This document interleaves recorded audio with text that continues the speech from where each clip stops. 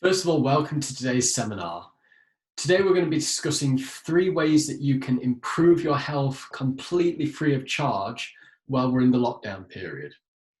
Now today's session is going to start off with a bit of a welcome and an overview from myself, giving you a bit of a background to my training and nutrition history and the work that I've done over the years. And then from there, we're going to get into the nuts and bolts of the session where we start to explore the different ways that you can continue to improve your health while you're stuck at home at the minute. At the end of the session, you're going to have 3 really simple strategies that you can start to implement right away to start working on improving your health again while we're in the lockdown period. And at the end, I'm going to be talking to you about one of the things that I've got to offer you from Real Food Function that can give you the extra level of support and accountability moving forward to continue improving your health and your nutrition at the same time. Okay, so just a little bit of a background about myself, my history in both training and nutrition. I've been running a company called Real Food Function for around 10 years, and that's a personal training and nutrition company based in Sheffield. Now, I initially started my studies in public health through the Open University, and also studied human biology as well. And then from there, I went on to really focus my attention towards obesity and diabetes management, and that was within the health and fitness industry. And a lot of my work on a day-to-day basis is based around helping people to not only lose weight, but also to take control of their lifestyles again, to improve things like obesity, diabetes, but just their health in general. For the last 5 years, I've been providing nutrition coaching alongside Triathlon Coaching UK. And this is mainly done through my 6-week nutrition course, which teaches the foundations of nutrition from an educational point of view, and also how you implement those theories into practice alongside your training at the same time. I have a history of working with professional boxers in preparation for title fights, making sure that they can make weight in a sustainable fashion so that they're not having to drop weight too quickly and lose their power and their strength. And for the last few years, I've also written quite a few articles based on performance nutrition for 220 triathlon. Alongside this, we also coach busy professionals on how to eat well and stay healthy while they travel for work through the company Travel Strong, and also our bodyweight program, which is called Bodyweight 365. Okay then, so the title of today's session is all about 3 different ways that you can continue to improve your health during the lockdown. And the very first area that I want us to focus on is hydration. Now, I personally believe that hydration is an area of the nutrition setup that isn't paid very much attention, yet it's very much the low-hanging fruit that you can take advantage of right now and get genuine benefits from as well. So we'll be exploring the role of hydration for your habits. We'll be exploring how hydration can influence your metabolism, but we're also going to explore how hydration influences your mood and your perception of things like tasks and concentration at the same time as well. So to kick things off, let's have a look at how hydration can influence your habits.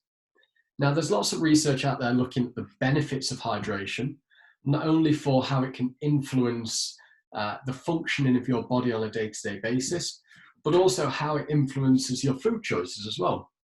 So there are studies that have shown that people that are well hydrated, that tend to drink more water throughout the day, they tend to also have a greater variety in their diet as a starting point. And with variety, you can assume here that that means that there is a greater level of nutrition within the diet at the same time. They also find that people that stay well hydrated throughout the day tend to have a higher intake of fruit and vegetables. And because of this, there's also a higher intake of what we call micronutrients.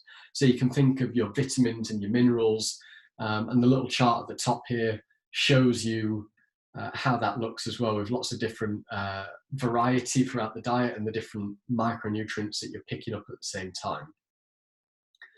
So for me, alongside the benefits of hydration, improving your diet and the associations between being hydrated, and eating a generally healthy diet, the one area that I find really interesting here is the way that hydration influences your habits throughout the day. And I want to focus your attention into what we call keystone habits and what they are and how hydration links into them. So to give you a brief overview of what a keystone habit is, it's an action or a habit that can influence every other habit throughout the day. Okay, so it's the starting point for what's to come further down the line. Now, if you think about hydration, the role of hydration, something as simple as drinking water throughout the day, if you realize that that has a knock-on effect to the other habits, the bigger actions, then it becomes quite an influential area of nutrition that we want to focus on. If you want to read more into keystone habits, I'm going to be talking about the different books and research that are associated with this particular habit at the end of today's session. So stay tuned for the rest of it. So when it comes to looking at hydration and metabolism, the simple thing here is that drinking more water throughout the day has been shown to boost not only your metabolism, but also help to reduce your food cravings or increase the amount of suppression that you have over your hunger levels. Now, there's research out there that showed that when people were drinking around 500 milliliters of water, that had an influence over their metabolism by up to 30%. So that's quite a significant increase on your metabolism. And one of the main reasons why drinking water can influence metabolism is because of what we call the thermogenic influence. So this is where when you drink the water, the body then has to heat the water up to bring it to core body temperature. So the action of the body having to use energy to then heat the water up is part of the reason why your metabolism is increased at the same time. And when it comes to drinking more water and suppressing your hunger levels, it's shown that people that are well hydrated, when they are given portions of food, not only do they feel satisfied much quicker if they're hydrated, but they're also less likely to overconsume based on this fact as well. So drinking more water has a huge influence over the suppression of your hunger levels and your perceived level of hunger as well. So it's a simple method, again, that you can use to try and help to keep your nutrition on track throughout the day. And again, the key thing here is that it doesn't cost you anything to do this. Having a glass of water on your desk while you're working, or having a cup of water in the morning as your first drink of the day, is really how you want to set the ball in motion. And it has a huge knock-on effect further down the line as well. So besides the nutritional influence that it has over your day-to-day routine, we also want to look at how hydration can influence your mood as well. And this is an area that's been researched, but it's never really publicized that much. Personally, I find this really interesting because I think that your mood and your perceived level of stress can have a huge influence over the types of foods that you're eating, your mindset, and just how you think about different tasks throughout the day, and how well you can concentrate on things at the same time as well. So what the research showed here is that being dehydrated by around 1% of your body weight can have a negative influence over your perceived difficulty of tasks, the level of concentration that you have, your mood in general, and also being dehydrated by that percentage can have an increase in headaches as well. Now, for those of you that are sat at your computers working from home, you'll probably be getting to the point where you're finding that your ability to stay focused throughout the day is starting to wane a little bit. You may find that you're starting to get increased headaches because you're looking at your screen and you're rounded through your shoulders, and you're getting tight through the neck as well. Now, there may well be different stretches and different activations that you should be doing there, but also understanding that hydration can have an influence over those headaches or those increased headaches is also quite interesting as well. So for me, the key thing there is that if you're in a good mood and your mindset is in the right place, I think that you're more likely to stick to a good quality, healthy diet as opposed to being more reactive in your food choices because you're not in the right mood or you're not in the right mindset at that time.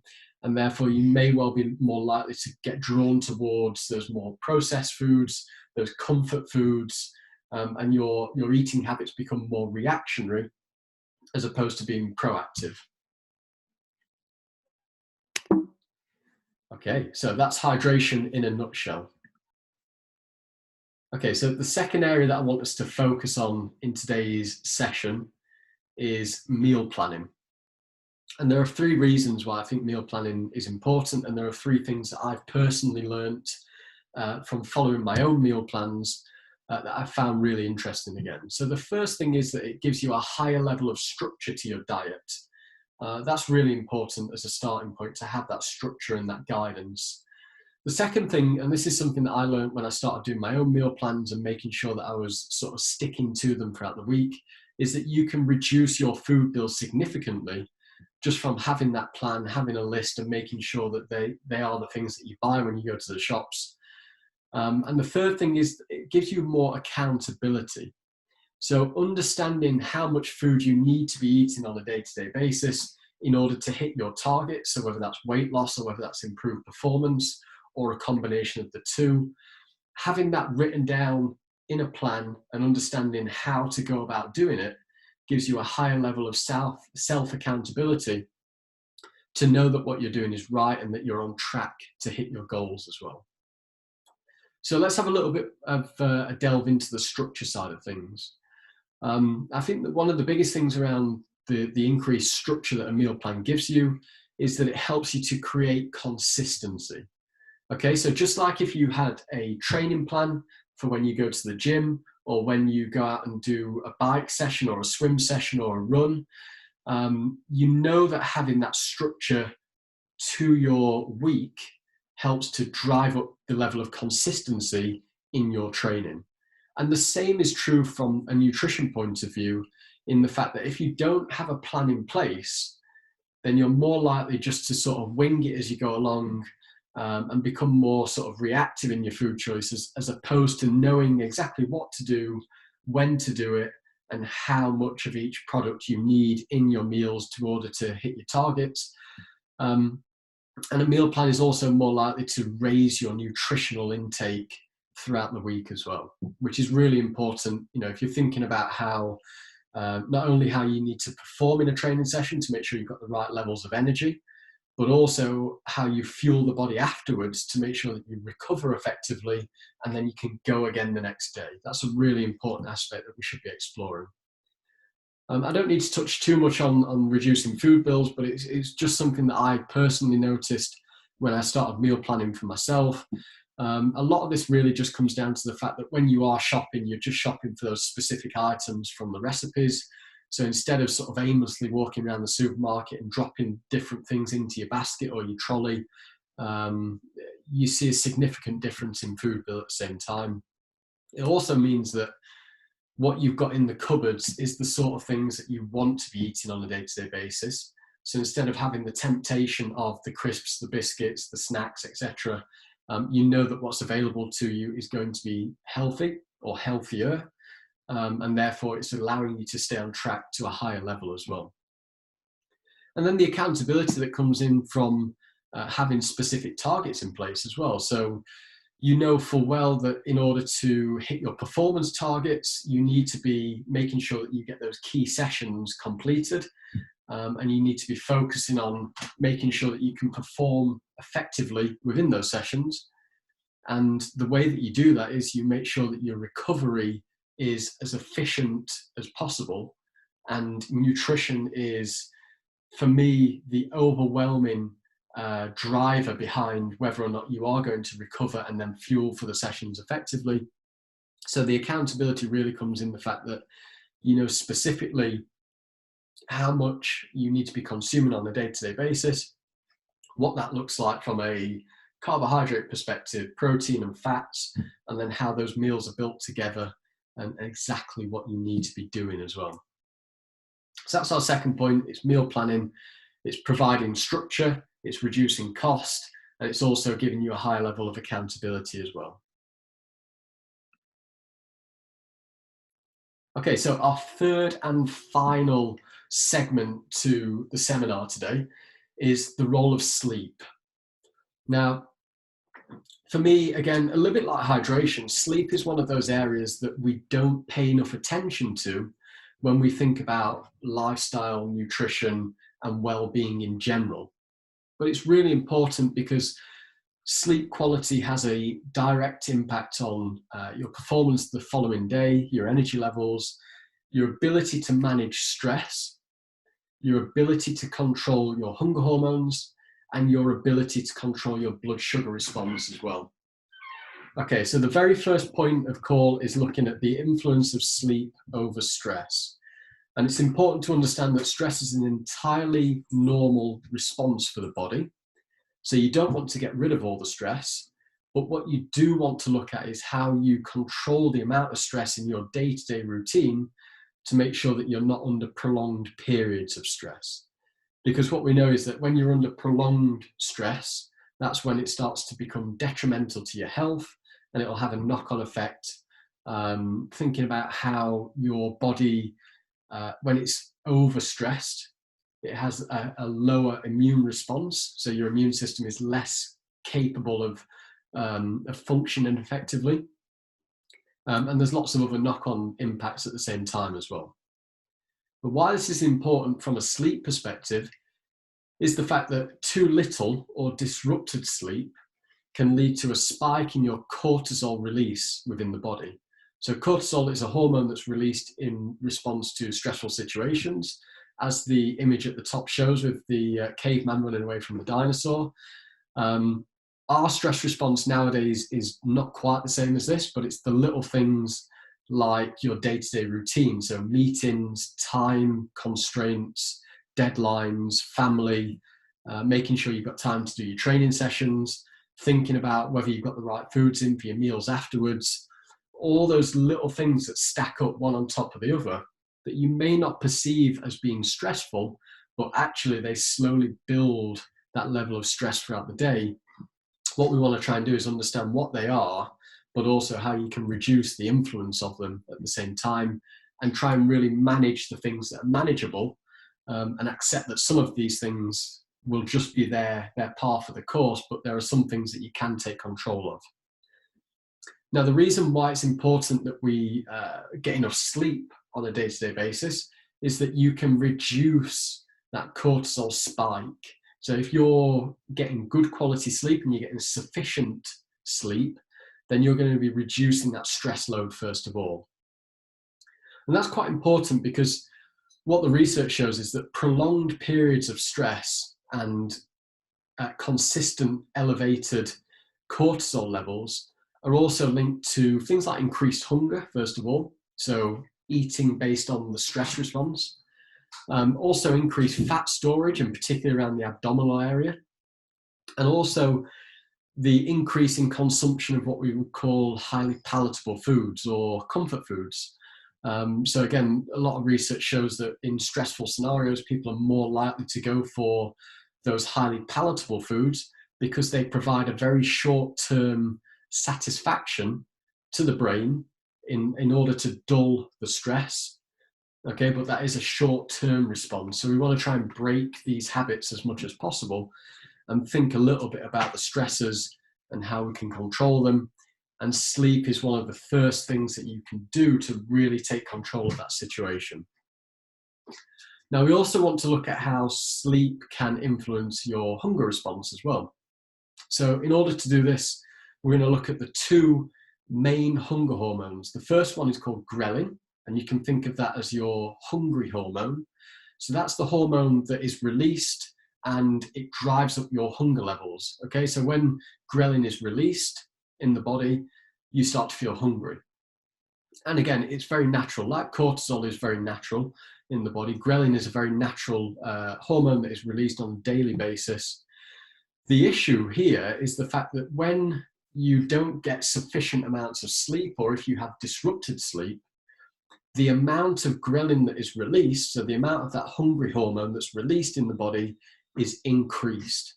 Okay, so the likelihood is that you're going to be hungry because of the fact that you're having a surge in that ghrelin release, and therefore, your hunger levels are being driven off the back of it.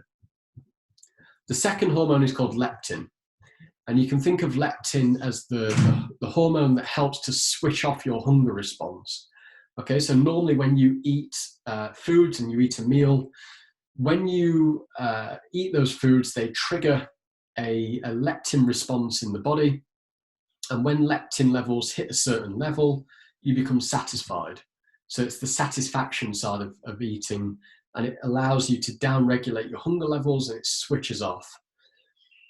Now, again, the problem is that not only have you got an increase in your hungry hormone with poor quality or disrupted sleep, you've also got a decrease in leptin, which is the hormone that would allow you to switch off those hunger levels and feel satisfied after you've eaten a meal.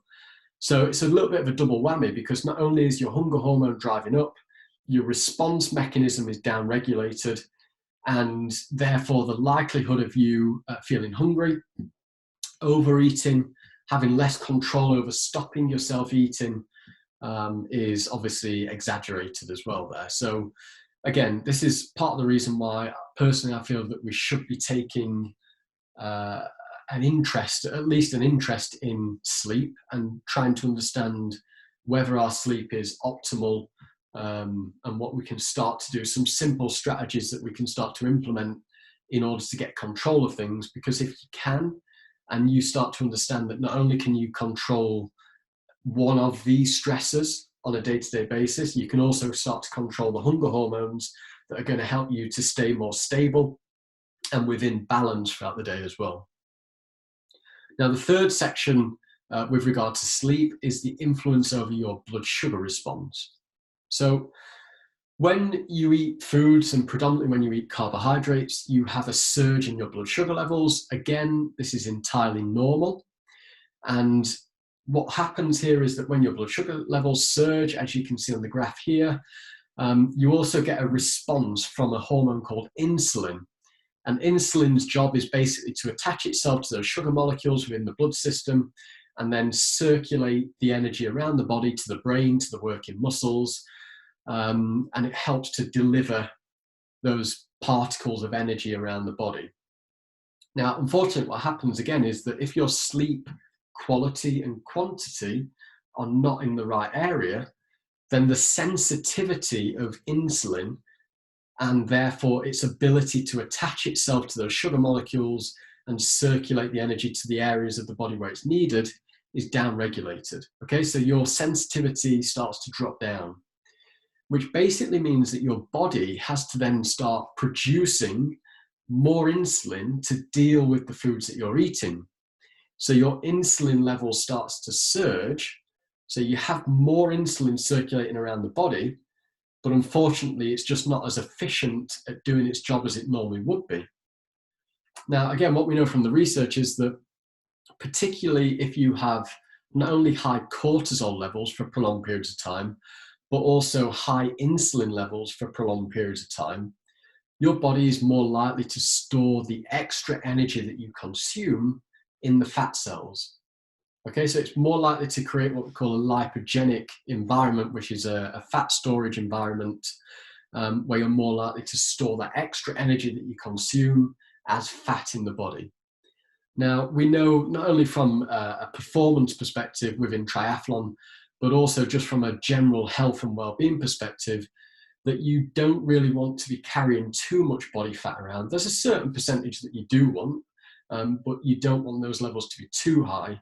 So what we're looking at here is what are the things that we can do to make sure that if we do overconsume, we don't necessarily instinctively store that energy as fat, but we're more likely to be able to burn it off as energy. So again, sleep is fundamental to making sure that your body is in the right position to be able to deal with the blood sugars that are coming into the body on a day-to-day basis. It can deal with them, it can get them to the working muscles first of all, it can get them to the vital organs in the brain, but also then you're less likely to store the extra energy as fat because you can burn it off more efficiently as well, because of the fact that your insulin is more sensitive to what's going on in the body. Now you can see on the graph here that we've got on the chart that you can see the rise, the peak and the trough. Now I'm not going to go into too much detail here, but ideally you want to step off the roller coaster that you can see, and you want to try and stay within that green zone as much as possible. So in future sessions, we can go into more detail about the type of carbohydrates that you might do or that you might include in order to do that on a day-to-day basis. But just know now that what you want to try and get is that sustainability throughout the day. That's the most important thing for us. So just a little recap on sleep.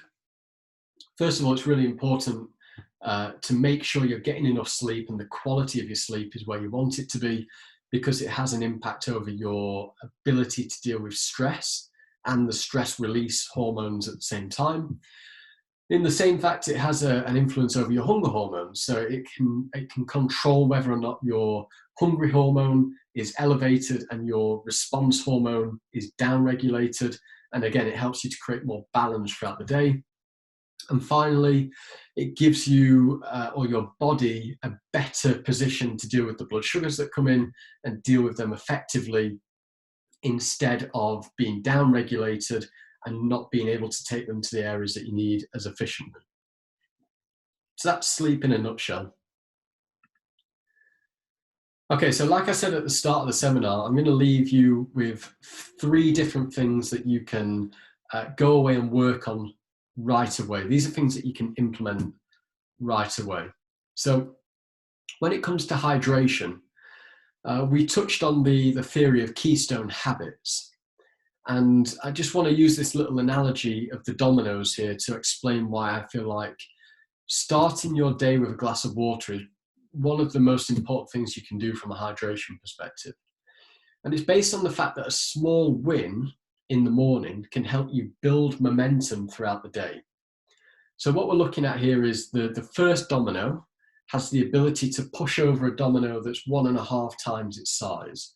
And then the same starts to compound off the back of it. So the next one can push over a bigger domino and a bigger one and a bigger one.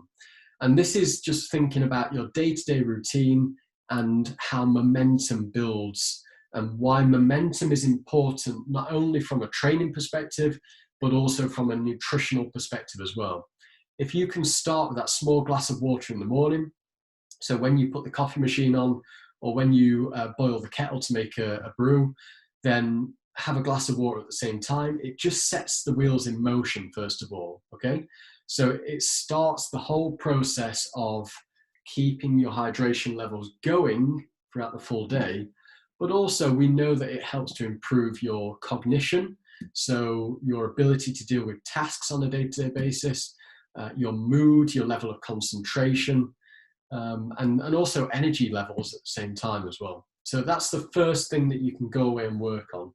And it's starting every day with a glass of water and then trying to keep that consistently going throughout the day as well. Now, the second thing that I think you can all go away and work on right away is just to have a play around with making your own meal plans. Now, the thing that I would say here is that I wouldn't worry too much, first of all, about being too specific with the amount of calories and the macronutrients. That's probably somewhere where myself would come in more as a nutritional expert to say, you as an individual need to be eating X amount of calories, and we're going to break that down into carbs, proteins, and fats. And we'll talk about that in a little bit more detail afterwards.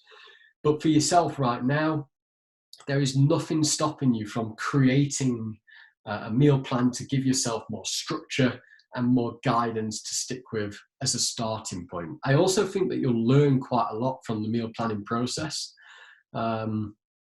It's a great opportunity to get those cookbooks down off the shelf in the kitchen, brush off the cobwebs, and figure out which recipes are your favorites, and start cataloging those things to build up a bit of a back catalog. I've tagged my own website, Real Food Function, here as well. If you go onto the blog, so www.realfoodfunk.com, you'll find on the blog there's a whole section of recipes for you to use and explore. Everything's written out for you, the method, the ingredients, how to build it all together.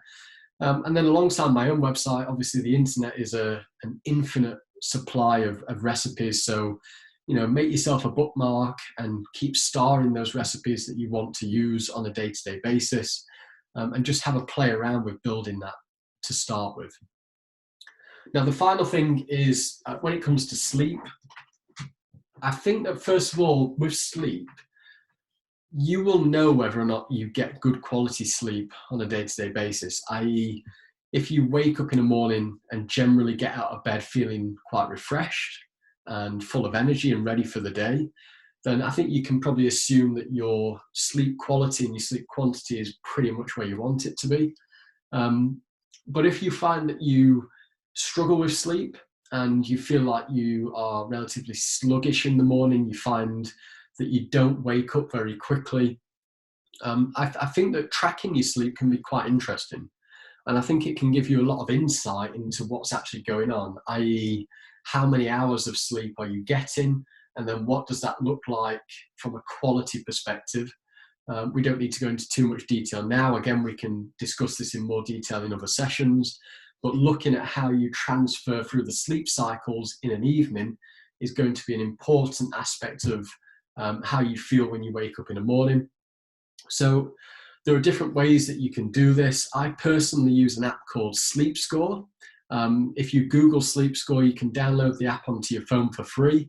I use the free version. I find it very helpful and insightful.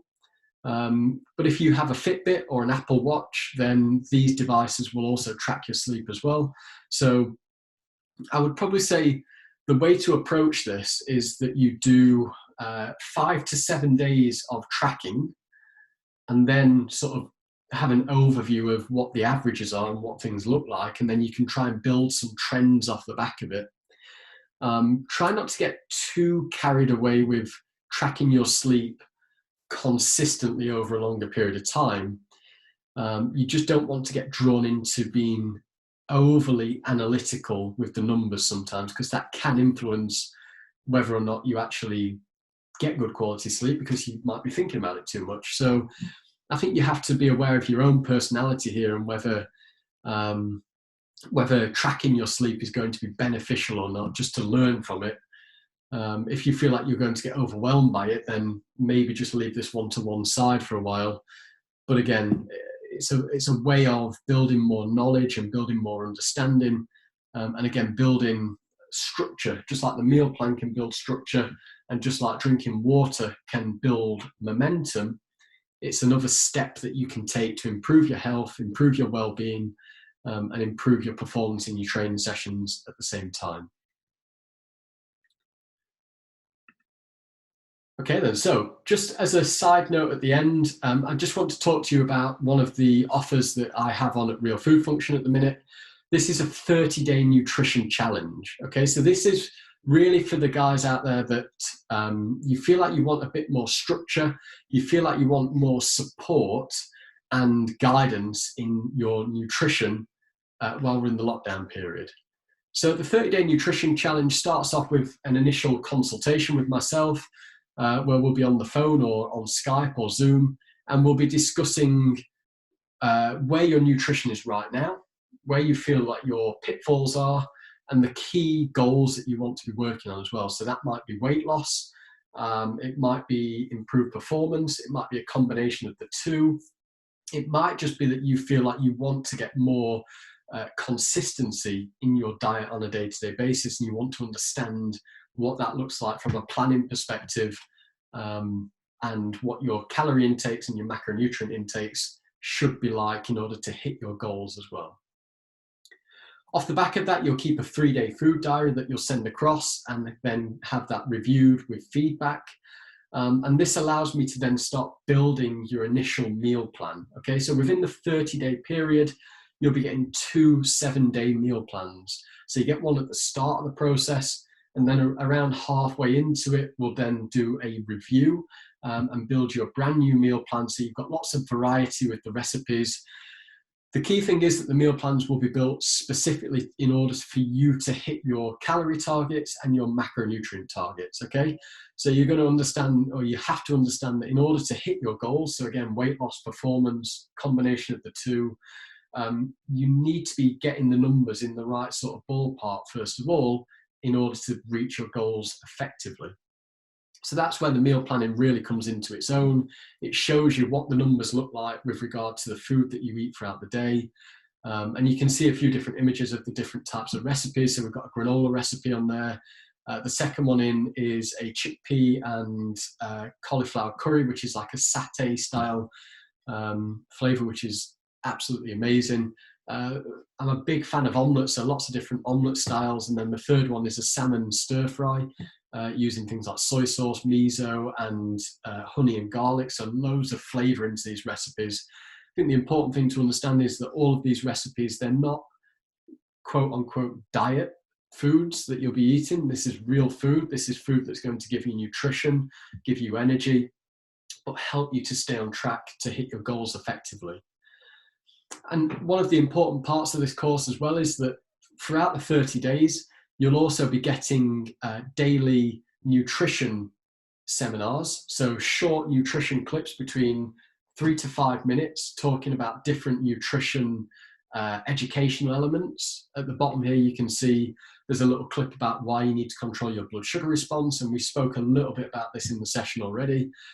But throughout the 30 days, you'll be getting lots of different little bits of nutrition advice. And also you'll be working on habits at the same time as well, because we know that habits drive results, okay? So whether they're good habits, whether they're bad habits, they will drive your results moving forward. So it's really important that throughout the 30 days, you actually start to implement some of these good daily actions and habits in order to build, again, the momentum for further down the line, and get on track as much as possible. And throughout the 30 days, you have complete access to myself as your coach.